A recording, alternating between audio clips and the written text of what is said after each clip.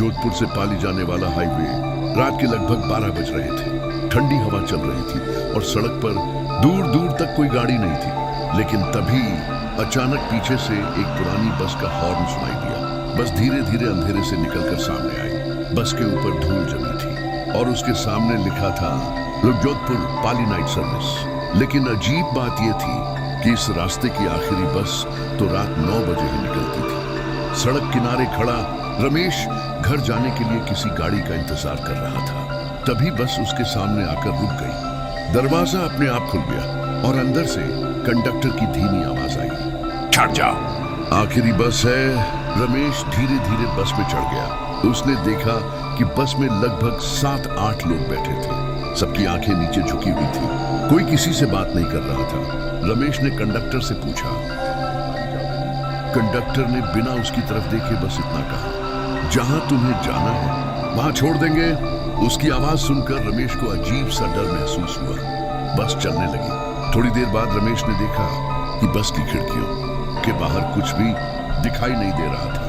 न सड़क न रोशनी, बस चारों तरफ घना अंधेरा था। तभी अचानक पीछे बैठी एक बूढ़ी औरत धीरे धीरे रोने लगी। रमेश ने घबरा कर पूछा, माँ जी क्या हुआ? औरत ने धीरे से सिर उठाया। उसकी आंखें पूरी सफेद थी और उसने कांपती आवाज में कहा, तुम भी मर चुके हो, इसीलिए इस बस में बैठे हो। रमेश के शरीर में सिहरन दौड़ गई। वह डर कर ड्राइवर के पास भागा।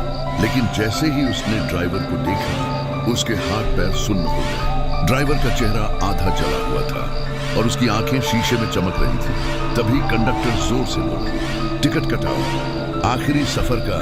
और अचानक बस के अंदर बैठे सभी लोग एक साथ रमेश की तरफ देखने लगे। उन सब के चेहरे जले हुए थे और उनकी आंखें डरावनी लग रही थी। अचानक बस जोर से रुक गई और रमेश की आंख खुल गई। वह अस्पताल के बिस्तर पर पड़ा था।